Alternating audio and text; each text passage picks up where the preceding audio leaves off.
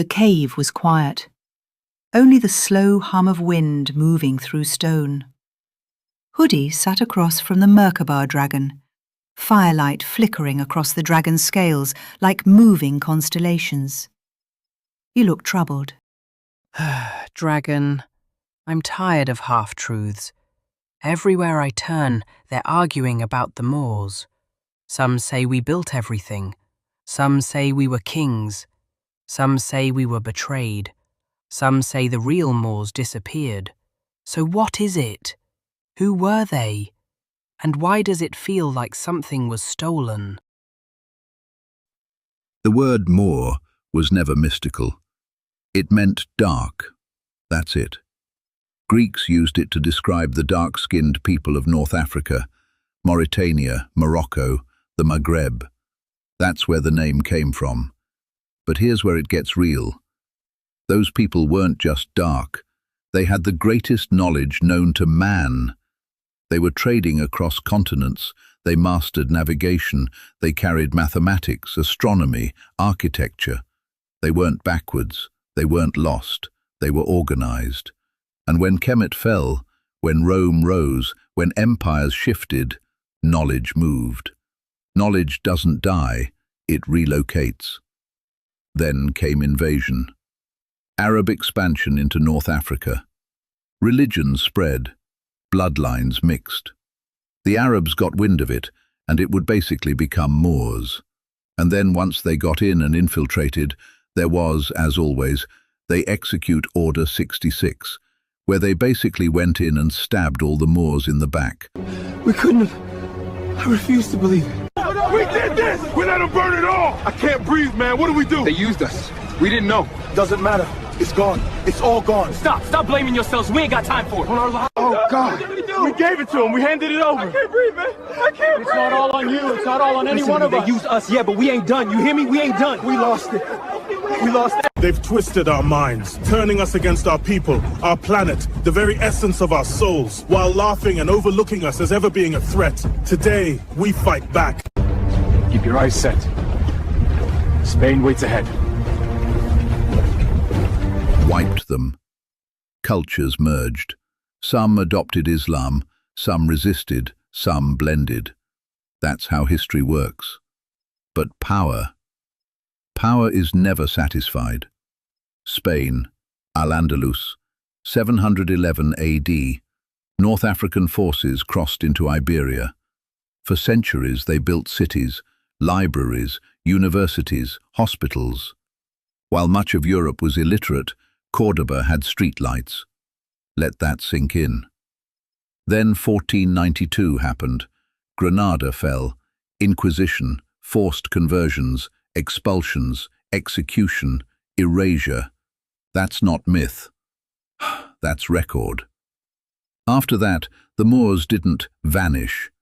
They fragmented. Some returned to North Africa, some blended into Europe, some converted publicly to survive, some hid.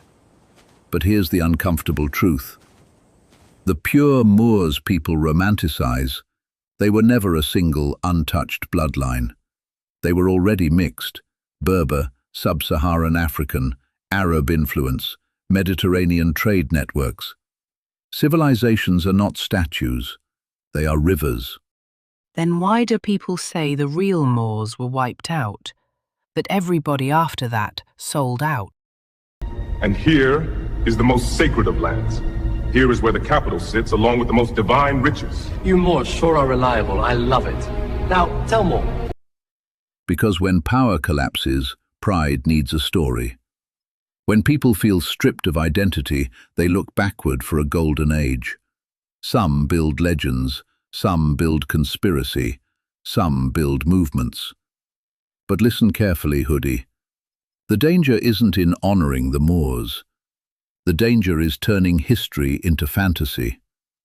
Were there Moors in Europe? Yes. Were they scholars? Yes. Did they influence architecture, science, mathematics? Yes. Were they hunted during the Inquisition? Yes. But Knights Templar assassins hunting Moors across the globe? Columbus secretly guided by Moorish maps in some secret crusade purge. That's mythology layered on pain. So what's the real betrayal? The betrayal wasn't mystical, it was political. Write this as it is spoken. Aye. We hold these truths to be self-evident, that all men are born free and equal in dignity. He's got it. Let there be no doubt in the line you penned. Write it plain, so every man knows his own rights. Yes, sir. And see that no crown rests above the law. The people first. Understood. When empires shift, the winners rewrite the narrative. The Moorish contribution to European knowledge was minimized. Islamic Spain became a footnote instead of a turning point. African intellectual legacy was detached from its roots, not erased, reframed. And now, modern people claiming more are reaching for sovereignty, for dignity, for proof that their ancestors weren't powerless. That instinct is understandable, but claiming you're descended from kings without understanding governance, claiming ancient sovereignty without mastering economics, law and discipline, that's cosplay. So what made the Moors powerful? Literacy, trade, engineering, strategic diplomacy, infrastructure. They weren't powerful because of secret blood, they were powerful because they were educated. If you want Moorish legacy, stop chasing mythic purity. Chase competence, build libraries, master navigation, modern navigation, finance, law, technology, diplomacy. That's how they rose, not through nostalgia, through skill. So the real Moors aren't gone. No civilization is gone. Its blood mixes, its language evolves, its borders move. But its influence survives in systems, algebra, urban planning, scientific method transmission, translation movements. That's legacy. Not TikTok slogans, not secret titles. Impact. Merkabah.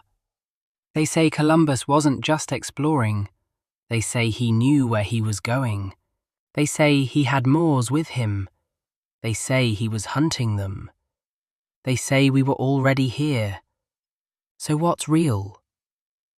History is never simple, little one. But betrayal? Betrayal is timeless. Columbus did not sail into emptiness. He sailed into lands already inhabited. That is fact. He carried translators. He carried navigators. He carried knowledge inherited from centuries of Mediterranean exchange. Spain in 1492 had just finished the Reconquista. Granada fell. The last Muslim kingdom in Iberia was crushed. And in that same year, Columbus sailed. So was he hunting Moors? Columbus wrote about Moors in his journals. But understand something clearly. In his time, Moor was a broad term, sometimes for North Africans, sometimes for Muslims, sometimes for dark-skinned people generally. It was not a single bloodline. It was a label. There were Africans in the Americas before Columbus. That debate is not fantasy. Scholars like Ivan van Sertima argued for it. Others dispute it. Evidence exists, but it is contested. Trade across oceans before 1492? Possible. Proven at massive scale? Not conclusively. But what about the headdresses, the architecture, the White House, the Capitol? They admit black labor built it. Yes. Enslaved Africans and free black laborers built major American structures. That is documented. Receipts exist. Names exist. But here's the part you must separate from myth. Being paid does not automatically mean free. Enslaved people were sometimes rented out, and wages were paid to their enslavers. That is historically documented. Cruel systems can still produce paperwork. So were the so-called Native Americans actually Moors? Number. Native American civilizations were diverse, ancient, and real in their own right. There is no credible historical consensus that they were secretly rebranded Moors. What is true is that history simplifies and erases complexity. And when oppressed people search for identity, they sometimes merge narratives to reclaim dignity. Now listen carefully. The Moors in Spain. They were North African and Iberian Muslims who ruled parts of Iberia for centuries. They influenced architecture, mathematics, medicine, astronomy. That influence traveled into Europe. Spain then exported those architectural styles into the Americas. That's why you see Moorish arches in California missions. That's why Islamic geometric influence appears in Western structures. Cultural transfer is not the same as secret domination. It is transmission. So where does the stabbing in the back story come from? You want the real pattern? Kemet fell, North Africa shifted, Spain rose and fell, the Americas were colonized. Every time, internal division weakened the people before external conquest finished the job. So we keep selling each other out. And here is the most sacred of lands. Here is where the capital sits, along with the most divine riches. You Moors sure are reliable. I love it. Now, tell more. The path is drawn. Follow it, and you will reach the western shores. We will now land Plymouth Rock on them, as they feel the wrath of our beautiful disciples. They're here. The Moors are here. Finally, help. Wait. Forward! Humans do. Across all civilizations, it is not unique to one group. It is the weakness of ego over unity. So what should I take from the Moor story? Take this. The Moors contributed deeply to world civilization. That is real. Black labor built foundational American structures. That is real. Spain carried Islamic influence into the Americas. That is real. But history is layered, not a secret war movie. If you want Moorish legacy, master science, master trade, master architecture, master navigation, digital and financial. That is what made them formidable. Not titles, not slogans. Dragon. They celebrate St. Nicholas in the Netherlands. Blackface, red lips, afro wigs. They say it's tradition, but I heard it goes back to the Moors. That they were honouring us first, and then it turned into mockery. So which history is real? The Moors, North African Muslim dynasties, ruled parts of Spain from 711 to 1492. They advanced mathematics, irrigation, architecture, astronomy, medicine. Their influence absolutely entered Europe. Trade routes, scholarship, transmission of Greek texts preserved through Arabic. That part is real. So did they give Europe the keys? Yes, before the transfer of knowledge, the Europeans were lost, ignorant. The Moors brought them out of the Dark Ages and civilized the European. I've finally done it. My beautiful son, awaken! Adam! Rise, my son. Rise and breathe life. Yes, you're alive. They're too wild to stay with us. This is all they do. They'll have to be sent to Egypt. Don't wreck this planet! To Egypt you will go! Forgotten about! You see how they came from the code?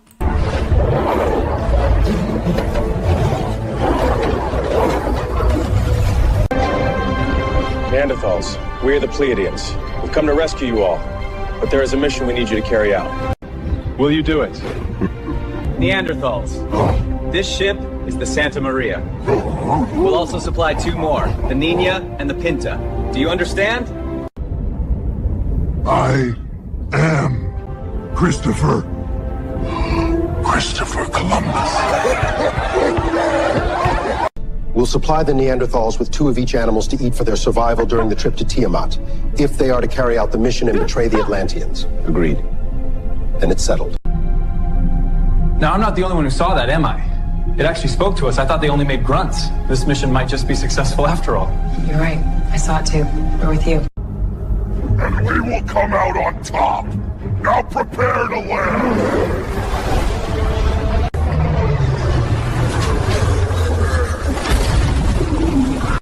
I sense a disturbance in the Caucasus Mountains. Put together a team of our best and go check it out. Whatever it is, the frequency is low and off-putting. It's a shame that we have to conquer Tiamat. I would have loved for our siblings to rule over the universe with us. Now they have to watch as we rule instead. Y'all see how they had so many different breeds? Why are you on our planet hiding in a cave? We come in peace. But what your brother has done requires your attention. The matter is urgent. We shall make arrangements to help them out. We will assist in their rise in frequency, bringing them to our level as one. Contact the Moors. Urgently. Moors, your scientific prowess is needed over in Europe. Report to the nearest portal. I see. We will apply all knowledge to the situation and turn it around before you know it. They are smaller than I imagined. Still, the spark is there. We shall make arrangements to help them out. Yes, we will assist in their rise in frequency, bringing them to our level as one. Everybody knows about the celebration in the Netherlands in December. They have this whole festival supposedly honoring Saint Nick. A lot of people don't know Saint Nicholas was an actual saint. He's a black saint with a beard.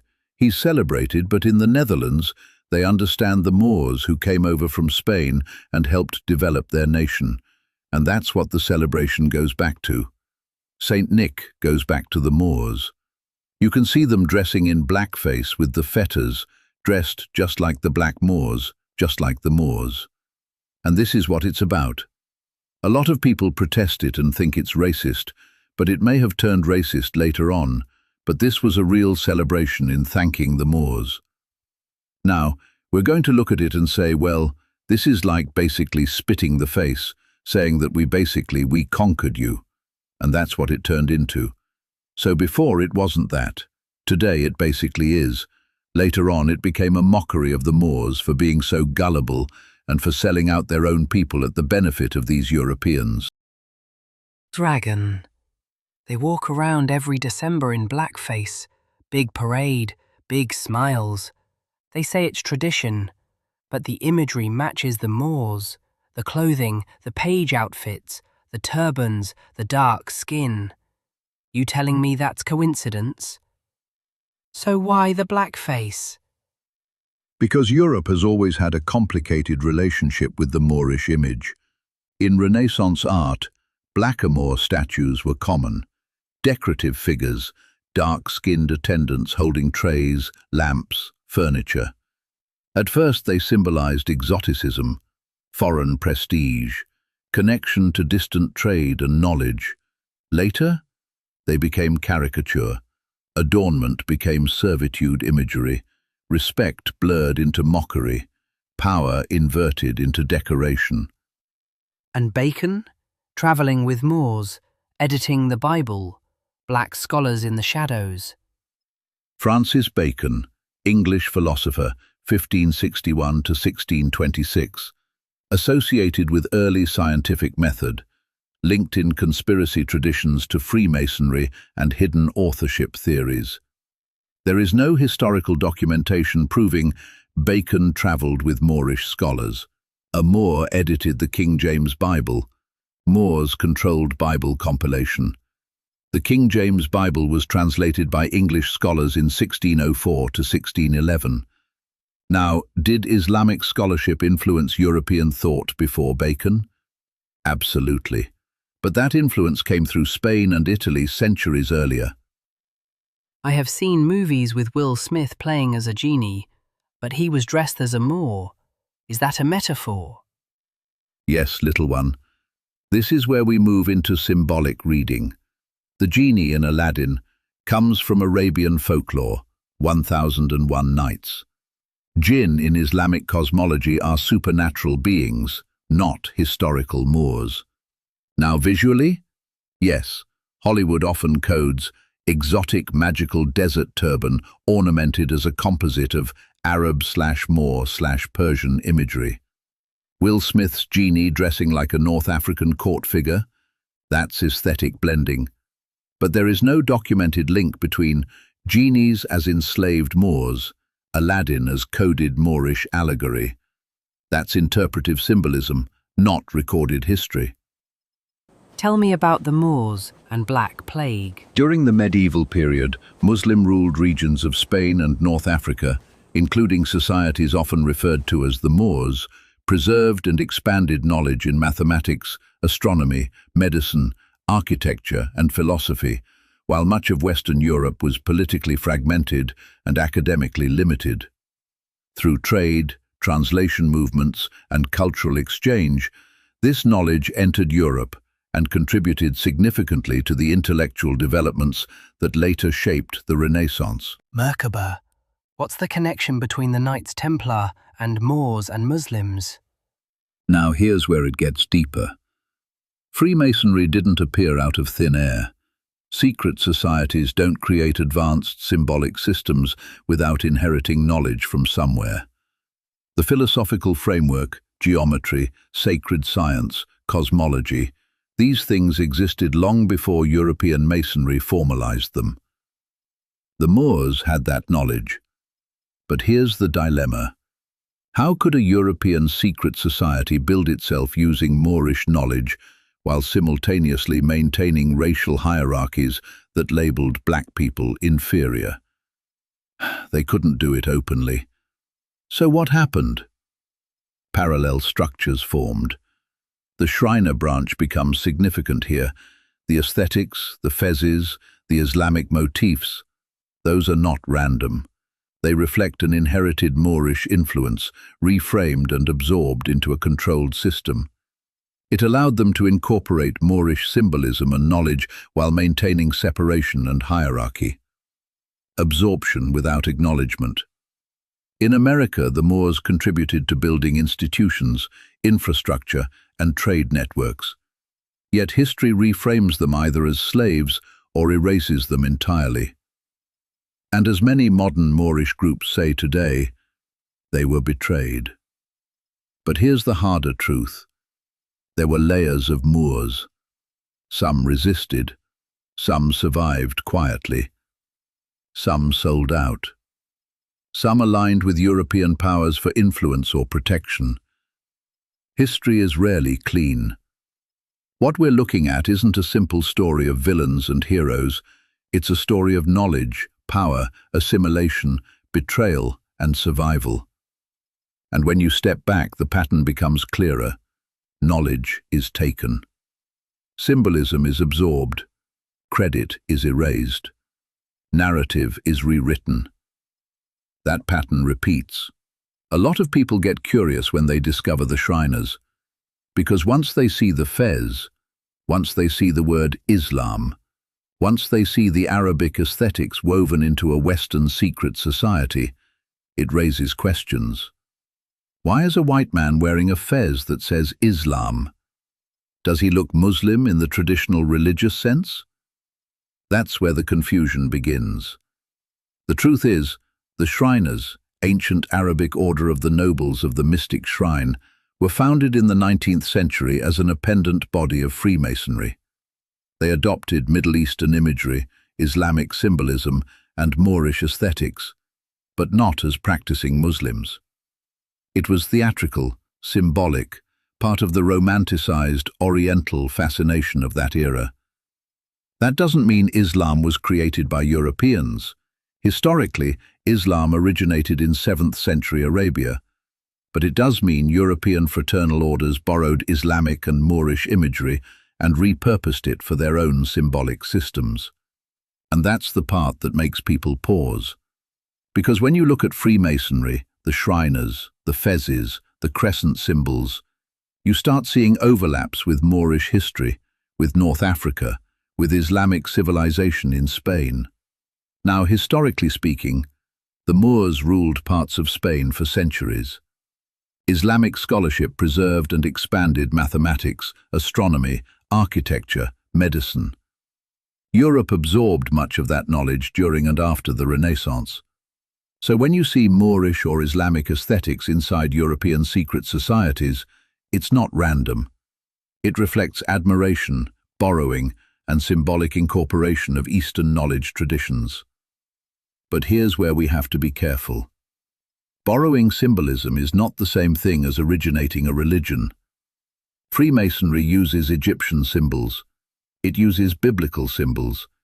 It uses Islamic-style aesthetics in Shriner culture. But that doesn't mean they created Christianity, Egypt, or Islam. It means they adopt symbolic systems to build layered allegory. Now, regarding Francis Bacon and the King James Bible, there are theories suggesting Bacon had influence in literary or intellectual circles around that time, but mainstream history does not confirm that a blackamoor co-edited the King James Bible. That claim requires strong primary sources if you want it to stand in debate. If you present it, you need documentation, not just implication.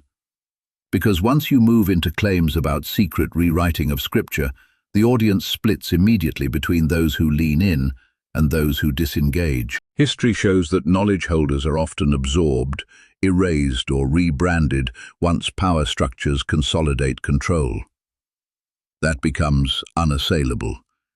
Because it has happened across civilizations, instead of saying Islam, Shriners, Freemasonry are the same thing, Prince Hall Freemasonry formed because black men were denied entry into white lodges. Shriner participation later included black branches, for example, Prince Hall Shriners. That doesn't mean they were secretly controlling Islam. It means black fraternal groups built parallel institutions inside a segregated society. 19th and early 20th century fraternal organizations were social networks, political influence hubs, mutual aid societies. They weren't running global religion. All major religions, systems, institutions, and organizations in Western society are deeply influenced by Freemasonry. Freemasonry draws heavily from ancient Egyptian mystery teachings, symbolism, sacred geometry, esoteric knowledge, and spiritual science. The symbols you see embedded in governments, financial institutions, architecture, and cultural structures are not random. They are inherited codes. Those codes trace back to Kemet, to your ancestors. Freemasonry preserved fragments of that ancient knowledge, but repurposed it within elite circles. The same symbols that once represented cosmic order, spiritual elevation, and divine law are now embedded in systems of political and economic control. They study the science of symbolism. They understand the power of ritual. They understand frequency, alignment, and collective consciousness. And they use those ancient frameworks to structure modern nations. What once empowered a people is now encoded into institutions that govern them. The architecture, the emblems, the rituals, the degrees, they all reflect fragments of an older science, a science rooted in Egypt. The question is not whether the symbols are there. The question is who understands them and who does not.